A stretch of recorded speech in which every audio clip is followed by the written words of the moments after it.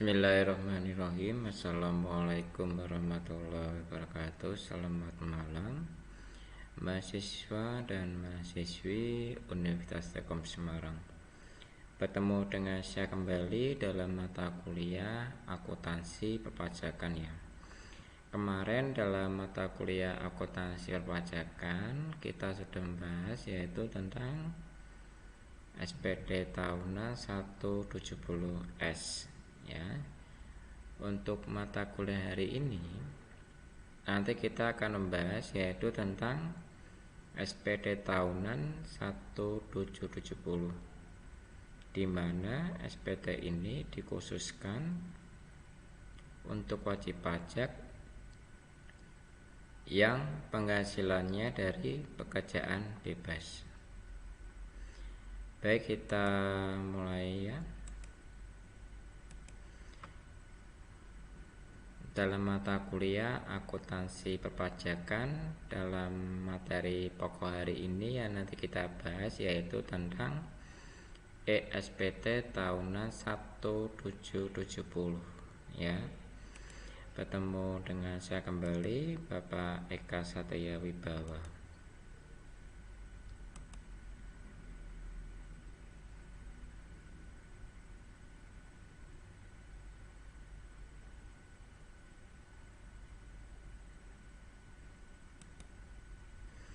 Bismillahirrahmanirrahim. Segala puji syukur kita panjatkan kepada Nabi Muhammad SAW sehingga kita bisa bertemu lagi dengan saya dan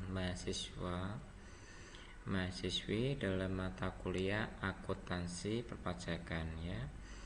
Dalam mata kuliah hari ini nanti kita akan membahas yaitu tentang pokok SPD tahunan 1770.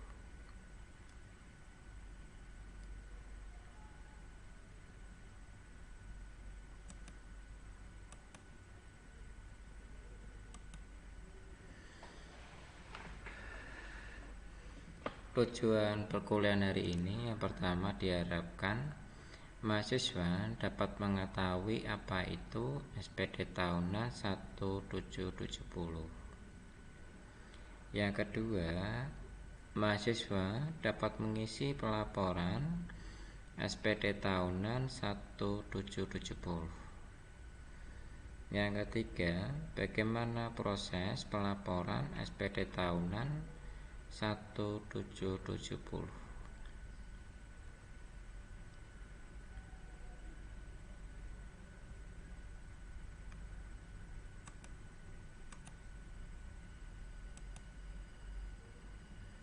Pokok pembahasan mata kuliah hari ini yaitu tentang pengertian SPD tahunan 1770, pengisian SPD tahunan 1770. Yang ketiga, pelaporan SPD tahunan 1770.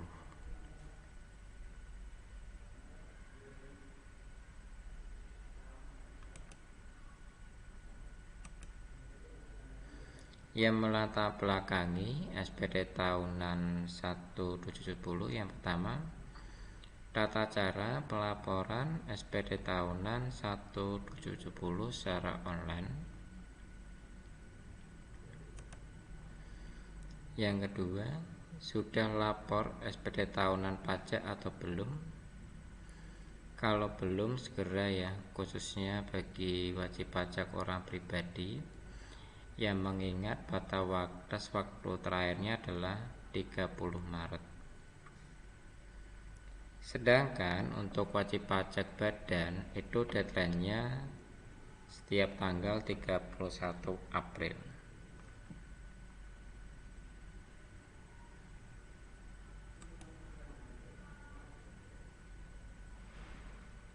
Kita mengulas dalam kemarin ya, dalam mata kuliah kemarin, cara mengisi dan laporan tahunan pribadi menggunakan kemarin kita menggunakan SPD tahunan 170 SS. Itu dikhususkan untuk pegawai yang penghasilannya kurang dari 60 juta dalam setahun. dan SPD tahunan 170S itu dikhususkan pegawai yang penghasilannya lebih dari 60 juta setahun. Kini bakal mengupas tutorial formulir SPD 170. Berikut penjelasannya yang dirangkum dari dalaman resmi Direktur Jenderal Pajak SPD tahunan PPh orang pribadi dengan formulir 170 diperuntukkan bagi wajib pajak orang pribadi yang melakukan kegiatan usaha pekerjaan bebas memperoleh penghasilan dari satu atau lebih pemberi kerja. Memperoleh penghasilan yang dikenai PPh final dan atau yang bersifat final, dan memperoleh penghasilan dari negeri lainnya atau luar negeri.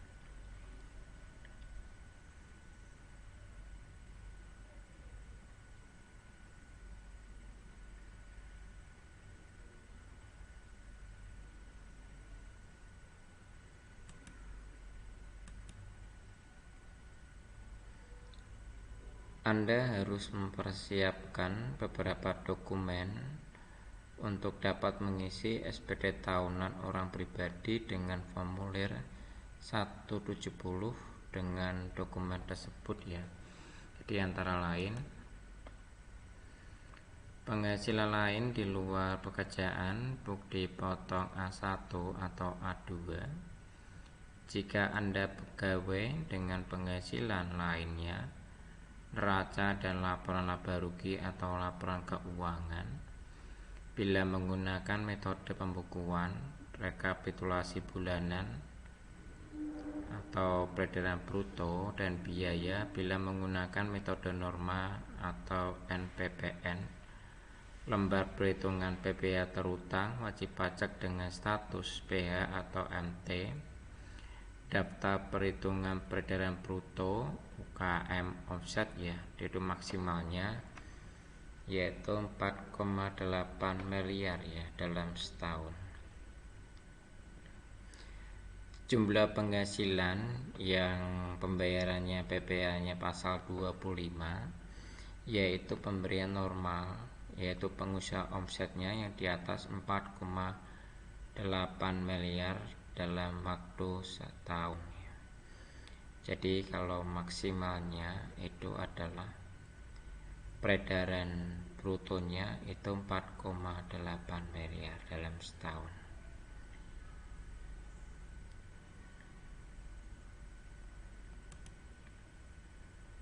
Yang kedua,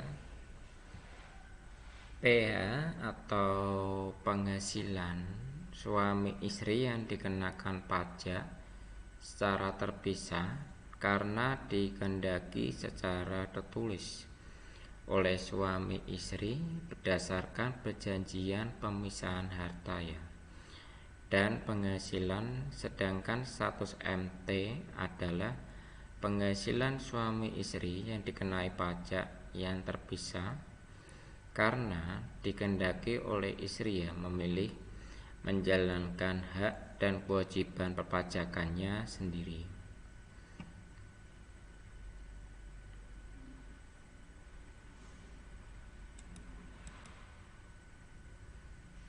Nah, kalau Anda karyawan yang penghasilan lain seperti sambilan jualan online atau freelance, guru les privat atau lainnya, maka lapor SPT pajaknya menggunakan formulir 1770, yaitu proses pelaporan secara online menggunakan e-form ya. Nanti kita akan saya tunjukkan, saya praktekkan seperti apa pelaporan kalau menggunakan e-form ya, yang data yang dibutuhkan ya. Sebagai contoh berikut ya. Di sini adalah contoh apabila peredarannya brutonya selama 1 tahun pajak. Misalnya bulan Januari ya, dia omset badan brutonya sampai 435.883 rupiah. Dia membayar biaya finalnya 0,5%, jadi omsetnya 777 ya. Februari misalnya omset peredarannya dia itu 91.482, terus peredaran PL-nya adalah 457. Bulan Maret 113.3524 dia omsetnya mencapai 567. Bulan April 103 ya, dia 685.900, dia mencapai 518 ya.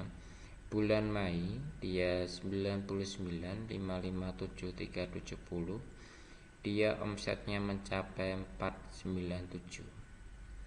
Bulan Juni contohnya adalah 96.877 ya, omsetnya 484.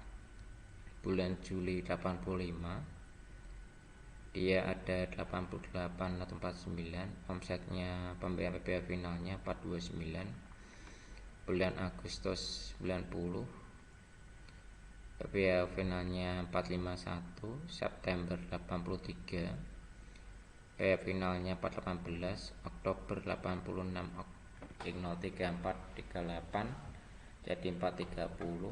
November 80 ya. Terus bulan Desember 86, jadi jumlahnya mencapai 1.173. Itu adalah daftar peredaran bruto selama 1 tahun.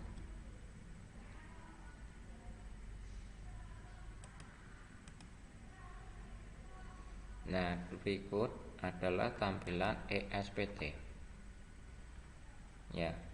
ESPT ini adalah tampilan laporan pajak tahun dulu ya, tahun 2020 ya.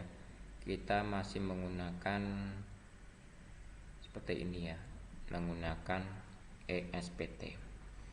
Tapi untuk pelaporan SPT tahunan 2021 ini, bulan tahun 2022, untuk pelaporan SPT tahun 2021 kita sudah menggunakan namanya e-form ya. Tapi kita belajar juga ya, karena ini pelaporan ESPT ya, ini masih tahun dulu ya. Ini juga pelaporannya secara online ya. Nah, lampiran 4-nya yaitu seperti ini ya. Bagian A berisi harta pada bagian akhir tahun. Terus yang B, kewajiban atau utang pada akhir tahun. Yang C, daftar susunan keluarga ya, di dalam lampiran 4-nya. Terus lampiran 3-nya yaitu tentang apa? Yang pertama ada bagian penghasilan yang dikenakan PPh. Bagian B, penghasilan tidak termasuk objek pajak. Bagian C, penghasilan suami atau istri yang terpisah.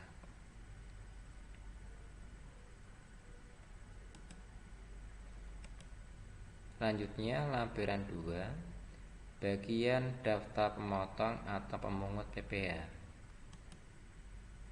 Ini adalah tampilannya seperti ini ya. Tampilan daftar pemotong atau pemungut PPh yang dibayar oleh pihak lain atau luar negeri.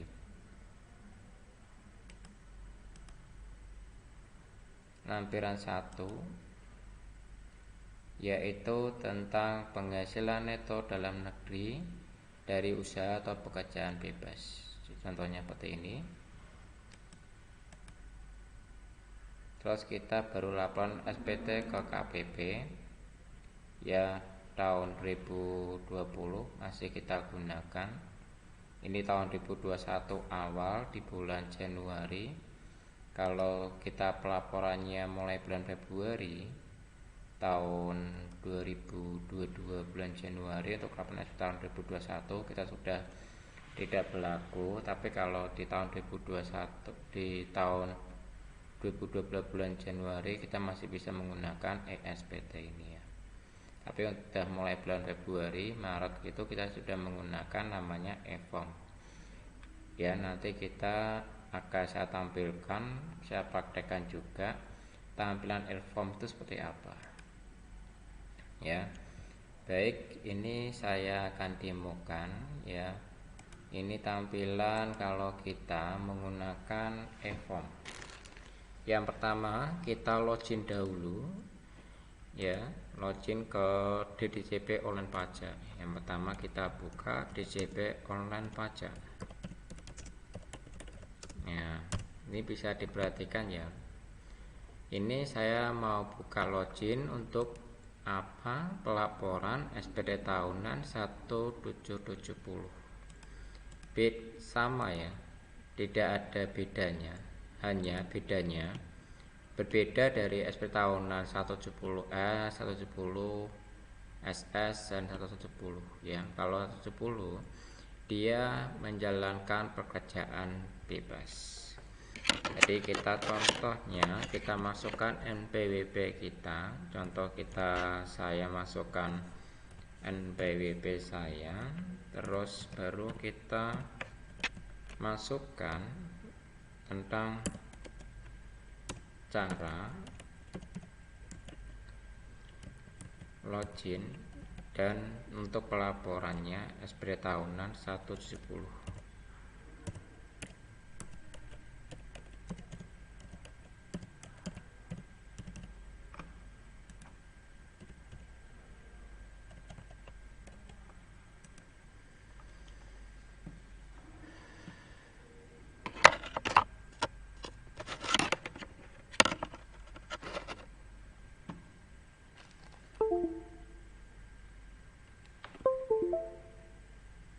Nah, di sini ya kita pilih lapor.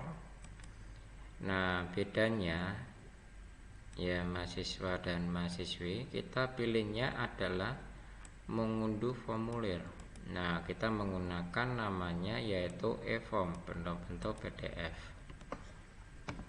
Ya, saya hari ini akan contohkan bagaimana mendownload ESPT e-form ya dalam pelaporan SPT tahunan pajak.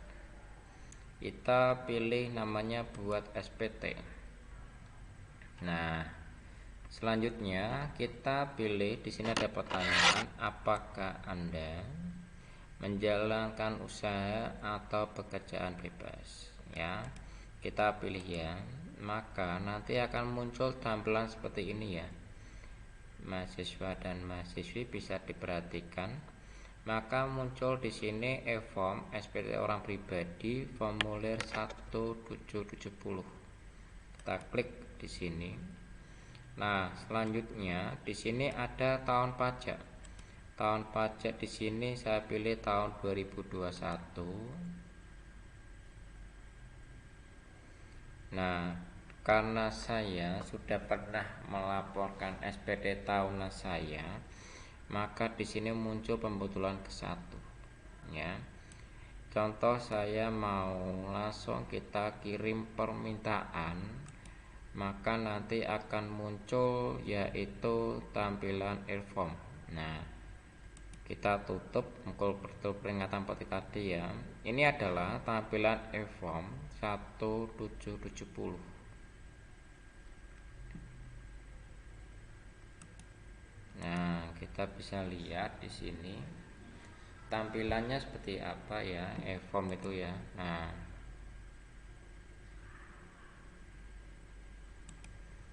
Nah, di sini kita klik 2 kali, kita bisa melihat tampilan e-formnya seperti apa. Kode verifikasinya bisa dilihat di email ya. Nanti akan terlihat di emailnya.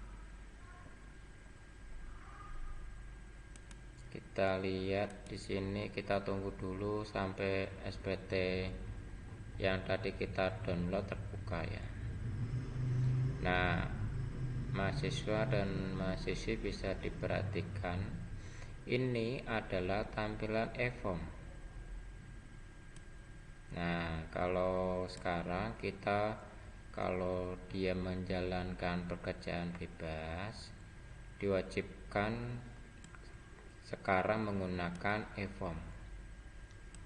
Nah, itu tampilan e-form itu seperti ini ya. Mahasiswa dan mahasiswi tampilannya seperti ini, adalah tampilan e-form.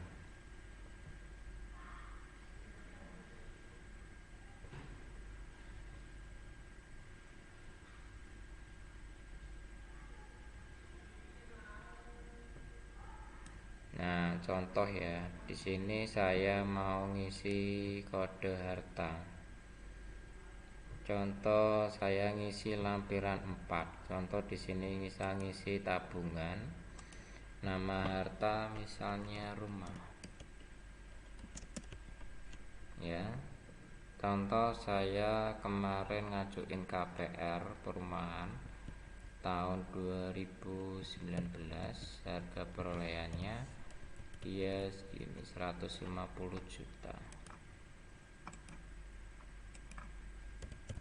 Nah, ini ya. Keterangannya rumah.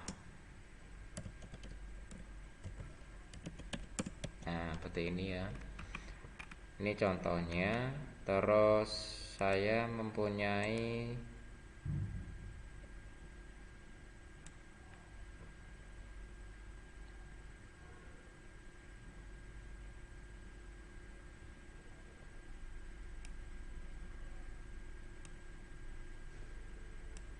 sepeda motor. Misalnya di sini Revo tahun 2016, harganya 8 juta.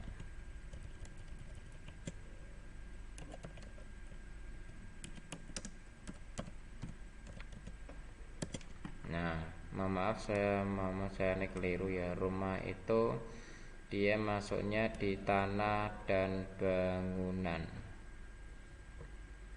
Harta tidak bergerak. Nah, di sini ya. Contohnya dalam harta tidak bergerak rumah. Ya. Ini contohnya. Terus di sini ada hutang.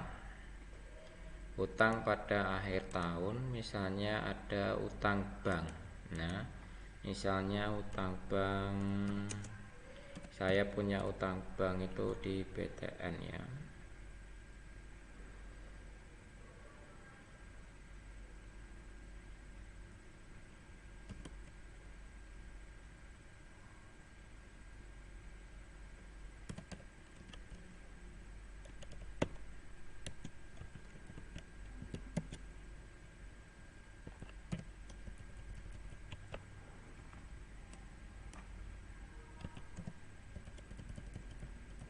Nah, seperti ini. Ini contoh saja, susunan keluarga. Saya belum menikah, masih sendiri ya. Jadi hanya ada bapak saya.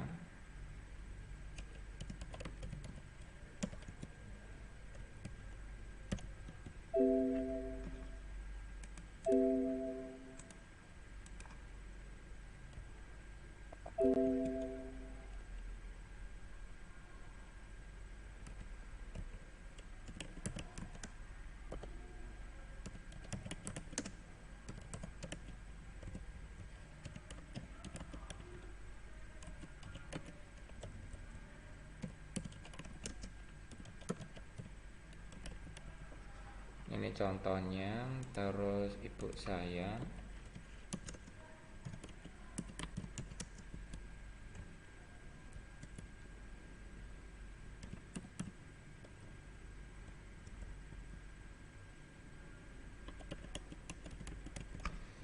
Terus dengan saya pribadi.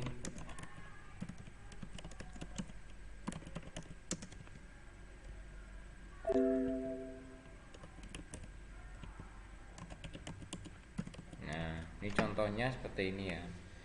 Bisa diperhatikan ya pengisiannya.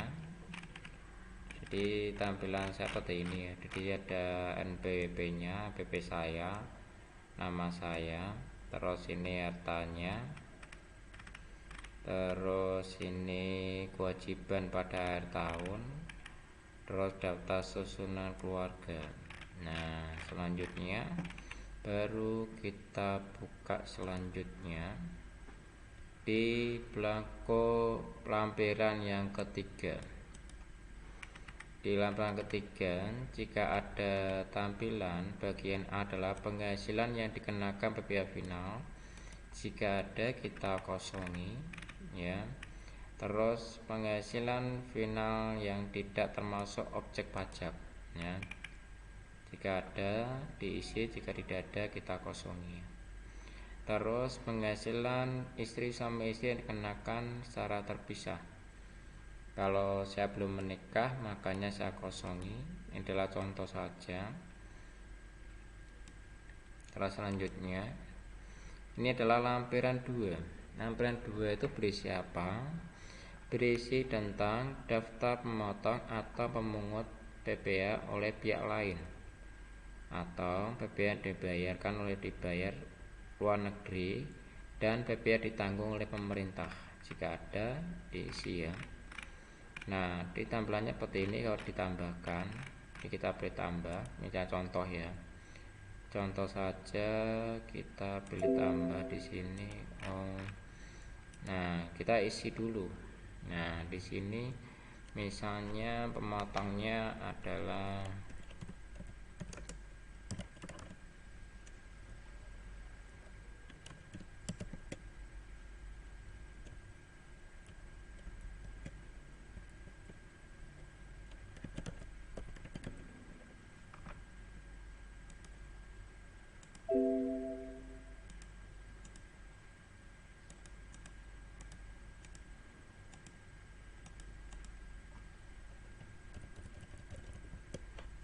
seperti ini ya. Contoh aja, contoh pengisian daftar pemotongan atau pemungut PPh oleh pihak lain, ya, atau PPh yang dibayar oleh dipotong oleh pihak luar negeri atau ditanggung oleh pemerintah. Selanjutnya kita mengisi di sini ya. Berarti peredaran brutonya berapa? Ya, nanti baru diisi. Kalau tidak ada, kalau bersifat nihil, tidak ada pekerjaan, kita kosongi aja. Tapi jika ada pekerjaan, lebih baik diisi ya. Contohnya ini adalah contoh saya mengisi seperti ini ya. Jadi hanya sebagai contoh.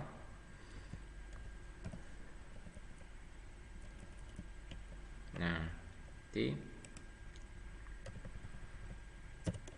ini laporannya harus sesuai dengan laporan laba rugi ya.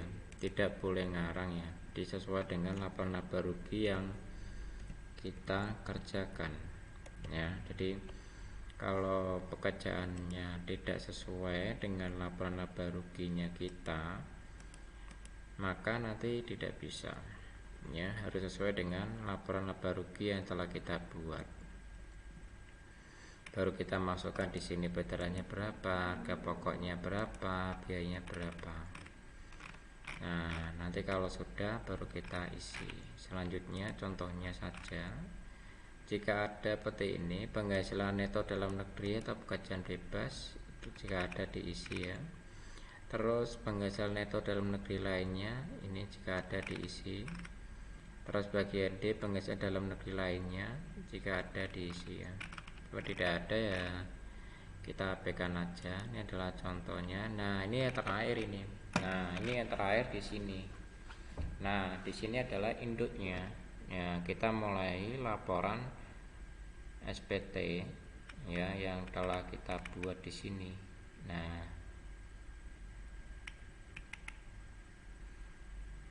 maka di sini saya adalah lebih bayar sebesar sekian. Nah, di sini saya PTKP-nya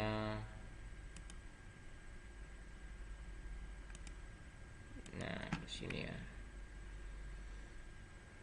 ACBC ya, maka di sini saya harus lebih bayar sebesar kurang dari 2 juta. Kita tanggal bayarkan, kita wajib bayar, misal tanggal berapa saya bayarnya di sini.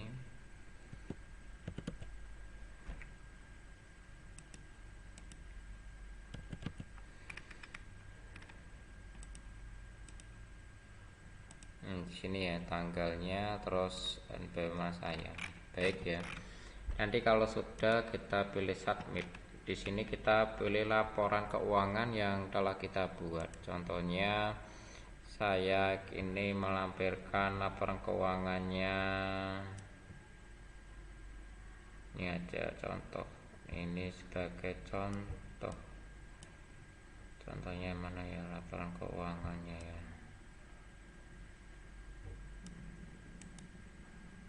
Laporan keuangan.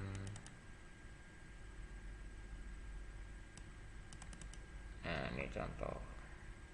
Nah, contohnya seperti ini ya.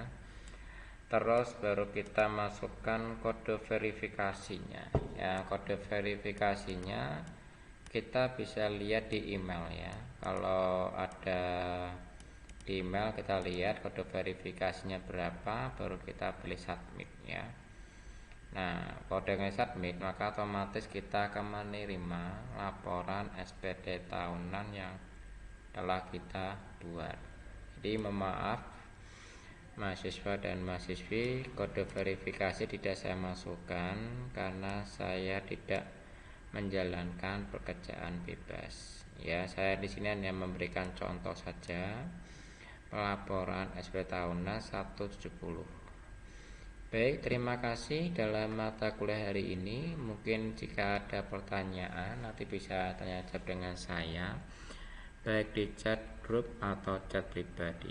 Baik, saya akhiri perkuliahan hari ini. Assalamualaikum warahmatullahi wabarakatuh.